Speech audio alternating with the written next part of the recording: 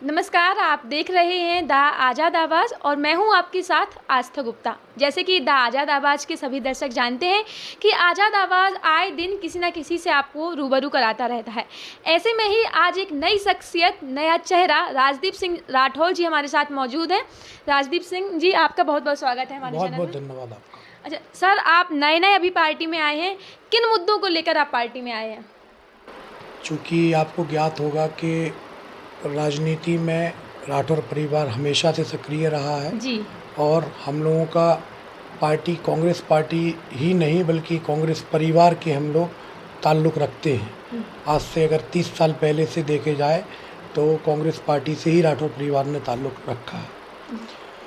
और रही बात मेरी राजनीति में आने की, तो सक्रिय मैं अब हुआ हूँ। करीब 1.5 वर्ष से लगातार निवाड़ी विधानसभा के भ्रमण पर हूँ, लोगों के सुख दुख में शामिल होता हूँ।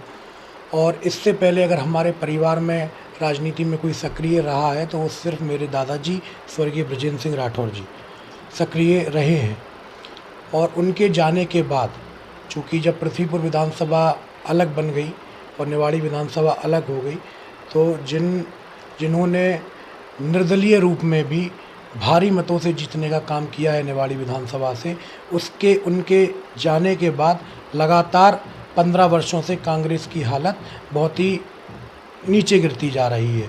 तो उसी को मजबूत करने के लिए और स्वर्गीय बृजेंद्र सिंह राठौर जी के संबंधों को आगे ले जाने के लिए हम राजनीति में आए।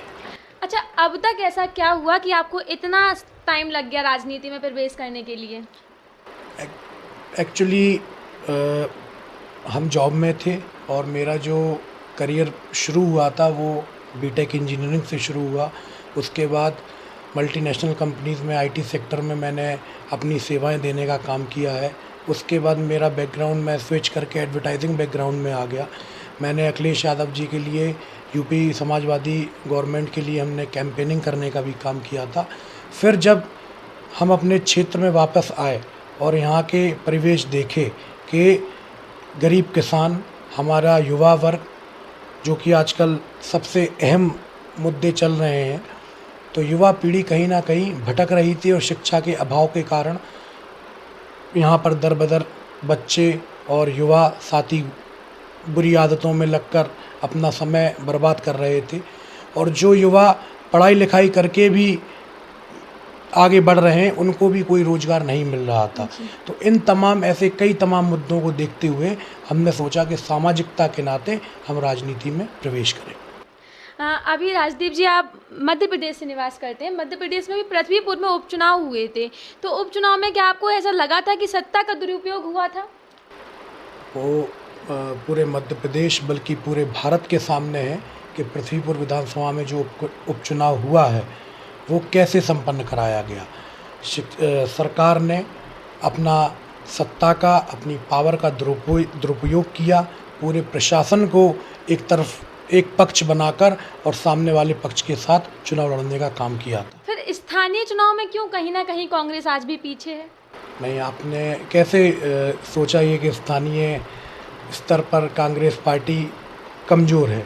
हाँ, मैं मानता हूँ कि निवाड़ी ज़िले में निवाड़ी विधानसभा जो हमारी है वो कांग्रेस वहाँ थोड़ी कमज़ोर है और हम लोग निरंतर प्रयास कर रहे हैं कि कांग्रेस ढांचे को, संगठन को मजबूत किया जाए और हम लोग अव्वल आने का प्रयास करें। कांग्रेस पार्टी की देखा जाए तो 3 बार जमानत जब्त हुई निवाड़ी में, तो इसका क्या कारण रहा? इसके अहम कारण ये रहा है कि कांग्रेस नेतृत्व द्वारा एक तो सही प्रत्याशी का चयन नहीं किया गया और दूसरा पॉइंट कि जो संगठन है, और संगठन एक परिवार कहलाता है, और जब संगठन में विघटन पड़ने लगे तो संगठन अपने आप कमज़ोर पड़ने लगता है मजबूत होने के बजाय।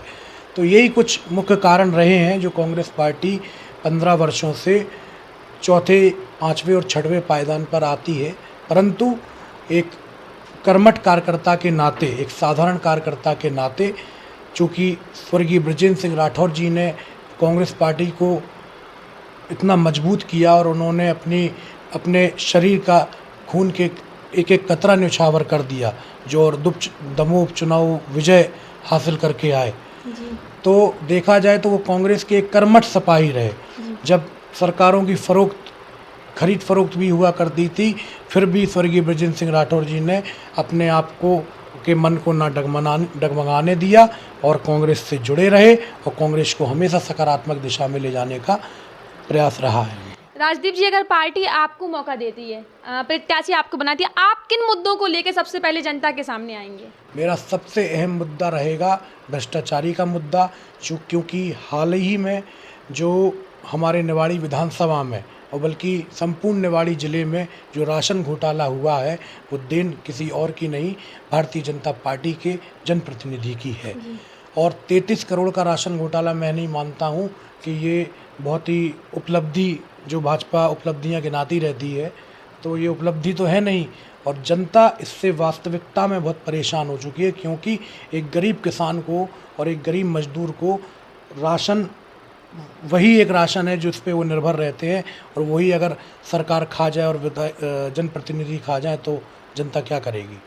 हाल ही में राजदीप जी, खुशी की खबर सामने आई है कि 2 स्टेडियम बनाए जाएंगे। पूछी करगांव और टेहरका में 2 स्टेडियम बनाने की घोषणा की, लेकिन इसके पहले निवाड़ी की घोषणा तो अभी अधूरी है। उस पर आप क्या कहेंगे? मुझे लगता है कि देखिए, आप सब लोग इस चीज़ से अवगत हैं और भारतीय जनता पार्टी सिर्फ झूठ के सिवा उसको राजनीति आती नहीं है। जाति धर्म को आपस में लड़वाने की राजनीति के सिवाय उनको और कोई राजनीति आती नहीं है। लेकिन स्टेडियम की अगर आपने बात कही है, अगर मैं अपने विधानसभा का मुद्दा देखूं इसको, तो उन्होंने जो हाल ही में पुछी करगवा और टेहरका में स्टेडियम निर्माण की बात कही है, तो मैं उनसे पूछना चाहता हूं कि अब निवाड़ी की जो आपने स्टेडियम निर्माण की घोषणा करी थी, क्या वो पूर्ण हुई है? क्या उसमें कुछ भी आप लोगों ने आगे भूमिका निभाने का काम किया है क्या? तो मेरा ये खुद सवाल है। अभी आजकल एक चर्चित नाम है गुलाम नबी आज़ाद, जो आजकल काफ़ी चर्चा का विषय बने हुए हैं। आए दिन न्यूज़ चैनल, टीवी, हर जगह दिखाई देते हैं। उनने अभी आपकी पार्टी छोड़ी, क्या किस नज़र से आप उनको देखते हैं? देखिए, देखा जाए, गुलाम नबी आज़ाद जी बहुत ही वरिष्ठ नेता थे, कांग्रेस पार्टी के एक मजबूत स्तंभ थे, लेकिन कांग्रेस ने उनको क्या कुछ नहीं दिया। उनको बहुत पहचान दी और एक बहुत सम्मान दिया हमेशा कांग्रेस पार्टी ने। अब ये तो भारतीय जनता पार्टी की नीति आप देखी नहीं है कि मध्य प्रदेश में सरकार गिराई, महाराष्ट्र में सरकार गिराई, तो मैं नहीं मानता हूँ कि गुलाम नबी आज़ाद जी को भी कोई लड्डू भाजपा ने ना दिया हो।